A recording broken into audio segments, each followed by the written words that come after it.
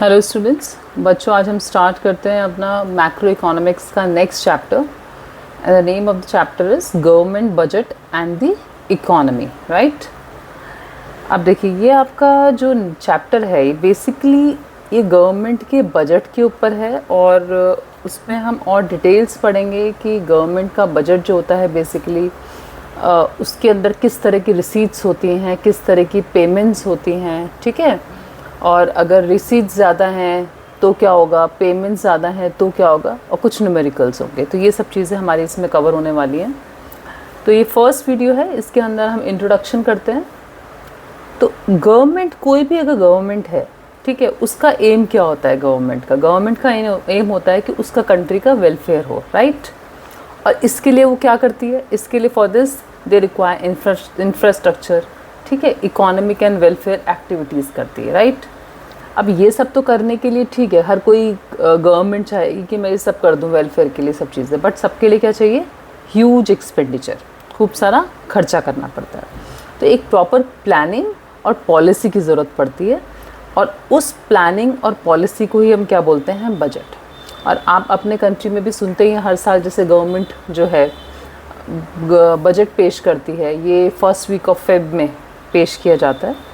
तो उसमें पूरे साल में, कमिंग ईयर में वो लोग क्या उनकी क्या पॉलिसीज़, क्या प्लान वो कर रहे हैं, कितना खर्चा उन्होंने, कितना बजट रखा है, कितना किस चीज़ पे खर्चा करेंगे, कहाँ कहाँ से पैसा आने की उम्मीद है, ये सब चीज़ें उस बजट के अंदर होती हैं। क्लियर। सो अगर एक डेफिनेशन की बात बोलें तो government budget is an annual statement showing item wise estimates of receipts and expenditure during a fiscal year। अब ये डेफिनेशन इसकी हो गई। इसमें जो इम्पॉर्टेंट चीज़ें वो आपको ध्यान रखनी है, पहली कि जो गवर्नमेंट का बजट है it is an annual statement, annual से एक साल का बनता है, ठीक है। सेकेंड, इसमें हमेशा एस्टिमेट्स होते हैं, something which is planned not actual, मतलब आप पहले से ही किसी चीज़ का अंदाज़ा लगा रहे हैं। लाइक अगर आपके घर में जो भी मंथली इनकम आती है आपके फादर की, तो नेक्स्ट मंथ के लिए वो सोचते हैं कि पैसा कहाँ कहाँ खर्च, तब इतना पैसा यहाँ चला जाएगा, इतना रेंट में चला जाएगा, इतना एजुकेशन में, इतना मेड्स को। तो something which is planned in advance is called estimates. किसके एस्टिमेट्स, लाइक रिसीट्स और एक्सपेंडिचर्स के for the coming year, coming physical year, right. तो दिस इज़ गवर्नमेंट बजट। तो रिसीट्स एंड तो वही चीज़ें एक्सप्लेन है, रिसीट्स एंड एक्सपेंडिचर जो बजट में दिखाते हैं, these are estimated values. Physical year start होता है आपका 1 जनवरी से स्टार्ट नहीं होता है, it starts from 1 April to 31 March, clear, of every year. Budget जो है, जो गवर्नमेंट प्रिपेयर करती है वो हर लेवल पे प्रिपेयर करती है। मतलब ऐसा नहीं है कि सिर्फ एक सेंट्रल, मतलब पूरे कंट्री का बनेगा, ये एक लोकल गवर्नमेंट भी बनाएगी जो डिस्ट्रिक्ट लेवल पे होता है, एक स्टेट लेवल वाली गवर्नमेंट भी बनाती है, और एक सेंट्रल गवर्नमेंट भी बनाती है। बट ये जो चैप्टर हम पढ़ रहे हैं इसमें हम सेंट्रल गवर्नमेंट के बजट की बात करेंगे, and that is called the union budget, right. तो गवर्नमेंट जो बजट लेके आती है तो उस गवर्नमेंट का ऑब्जेक्टिव क्या होता है, ठीक है, वो हम इस टॉपिक में करने वाले हैं। बहुत इंपॉर्टेंट क्वेश्चंस हैं, और इसमें से जो हम मान के चलते हैं कि ऑब्जेक्टिव जो है गवर्नमेंट बजट के, वो बेसिकली हम 7 लेके चलेंगे, जिसमें फर्स्ट है आपका reallocation of resources, then reducing inequality, then economic stability, then management of public enterprise, economic growth, reducing regional disparities and employment generation, ठीक है।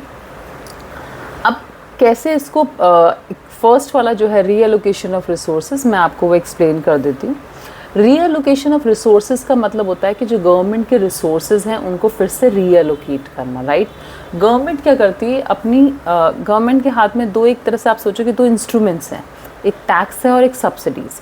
तो गवर्नमेंट को क्या लगता है कि अगर किसी एक पर्टिकुलर सेक्टर में अगर गवर्नमेंट चाहती है कि वहाँ मतलब वो ग्रो करे, ठीक है, लाइक खादी है, खादी को गवर्नमेंट चाह रही है कि ग्रो करे, तो क्या करेगी गवर्नमेंट कि जो भी खादी के प्रोडक्ट्स बना रहे हैं उनको सब्सिडीज़ प्रोवाइड कर देगी, राइट। और जिस चीज़ को गवर्नमेंट चाहती है कि उनका कम हो प्रोडक्शन, लाइक अगर आप एल्कोहल मान लो या टोबैको मान लो, तो गवर्नमेंट उनके ऊपर हाई टैक्स पे कर देती है। तो this is called reallocation of resources. तो रीएलोकेशन ऑफ रिसोर्सेज में आपका क्या आया, टैक्स एंड सब्सिडीज़ को लेकर थिंक, जहाँ पे गवर्नमेंट को खर्च करना है, मतलब गवर्नमेंट को लगता है जो चीज़ ग्रो करनी चाहिए इस साल उसको सब्सिडीज़ प्रोवाइड कर देगी, और जो लगता है कि जिसको कंट्रोल करना है उसको टैक्स हाई टैक्स पे करना पड़ेगा। Second is reducing inequality. Inequality of course हमारे कंट्री में रिच और पुअर के बीच में बहुत इनइक्वालिटी है, ठीक है, इक्वल डिस्ट्रीब्यूशन ऑफ इनकम नहीं होता। तो गवर्नमेंट कैसे कर सकती है, वो हाई जो जिनकी हायर इनकम है, जो रिच लोग हैं, उनके ऊपर हायर टैक्स लगा देगी, और जो मनी उससे मिलेगा उस मनी को किस पे यूज़ करा जाएगा, फॉर पुअर पीपल। तो इससे इनइक्वालिटी जो है हमारी वो कम हो जाएगी। क्लियर।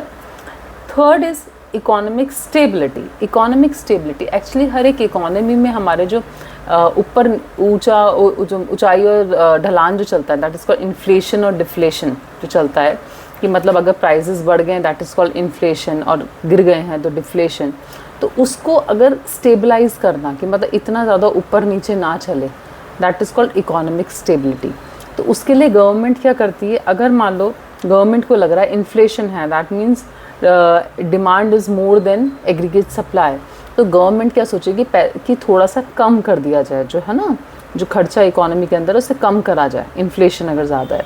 तो उसके लिए गवर्नमेंट हाई टैक्स लोगों के ऊपर लगा देगी, जिससे पैसा कम होगा तो डिमांड कम करेंगे। या फिर क्या करेगी, अपना जो गवर्नमेंट नॉर्मल एक्सपेंडिचर करती है कंट्री के ऊपर, हाईवेज़ बनाने में या अपने मेट्रो, तो कुछ भी public hospitals, public schools and बहुत सारा इंफ्रास्ट्रक्चर पे खर्च करती है, अपना खर्चा करती रहती है, वो खर्चा भी कम कर देगी, ठीक है। और अगर उल्टा लगता है गवर्नमेंट को कि aggregate demand is less than aggregate supply, तो गवर्नमेंट को लगेगा नहीं मुझे थोड़ा सा बढ़ाना है खर्चा, तो उसके लिए एक तो लोगों का टैक्स कम कर देगी, जिससे ज़्यादा से ज़्यादा इकोनॉमी के अंदर लोग एग्रीगेट डिमांड बढ़े, और प्लस अपना गवर्नमेंट एक्सपेंडिचर को भी बढ़ा देगी। Clear. And the fourth point is management of public enterprises. जो हमारी PSUs होती हैं, पब्लिक सेक्टर एंटरप्राइजेज, जो गवर्नमेंट की बेसिकली आप इंडस्ट्रीज़ या बोल सकते हो, ठीक है, कंपनीज होती हैं PSU, जिसमें आपका ये आ जाता है, लाइक गेल आ जाता है, ठीक है, और आपकी जो गैस की पाइपलाइन की जो है मतलब ये सारी कंपनीज जो है इसके अंदर, आई थिंक इफ़को और बहुत सारी कंपनीज इसके अंदर आती हैं। तो क्या करती है गवर्नमेंट, इनको भी मैनेज करती है, तो इसके लिए भी बजट बनाना पड़ता है एवरी ईयर, ठीक है, तो उनके लिए भी ऑब्जेक्टिव। देन इकोनॉमिक ग्रोथ, हर कंट्री चाहता है कि मेरा जो कंट्री की जो GDP है वो बढ़े, इकोनॉमिक ग्रोथ हो। तो इकोनॉमिक ग्रोथ कब होगी, जब GDP बढ़ेगी, और GDP कब बढ़ेगी, जब आपका प्रोडक्शन होगा ज़्यादा, because GDP is what, GDP is the market value of all the goods and services produced in a year, right. तो इकोनॉमिक ग्रोथ करना जो है वो भी एक ऑब्जेक्टिव है गवर्नमेंट का। Second, reducing regional disparities. एक था रिड्यूसिंग इनइक्वालिटी, जहाँ पे रिच और पुअर का गैप कम करना था। यहाँ है रीजन्स की डिस्पैरिटी, लाइक एक होता है अर्बन एरिया, एक होता है रूरल एरिया, जहाँ पे बैकवर्ड एरियाज़ जो हैं, तो वो बैकवर्ड एरियाज़ हर तो जितनी भी कंपनीज़ हैं वो सब क्या चाहती हैं कि हम अर्बन एरियाज़ में जाके अपना मैन्युफैक्चरिंग करें, बट पॉसिबल नहीं है, लैंड की भी कमी है, बट अदरवाइज जो बैकवर्ड एरियाज़ है वो डेवलप ही नहीं होंगे। तो गवर्नमेंट क्या करती है, उन बैकवर्ड एरियाज़ को डेवलप करने के लिए वहाँ जो कंपनी जाके सेटअप करेंगी उनको हायर सब्सिडीज़ देगी या रिबेट्स दे देगी, टैक्स में रिबेट्स दे देगी, इलेक्ट्रिसिटी फ्री कर देगी, वाटर सप्लाई फ्री कर देगी, कुछ टाइम बोल देगी टैक्स नहीं देना पड़ेगा आपको। तो this is for reducing regional disparity.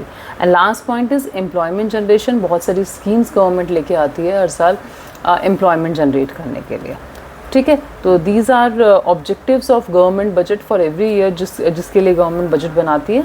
I hope आपको अच्छे से समझ आ गया, और if you want me to make this objective of government budget in detail, और डिटेल में आपको समझना है, तो प्लीज़ कमेंट करिए, मैं I will make a video on that also. Thank you so much.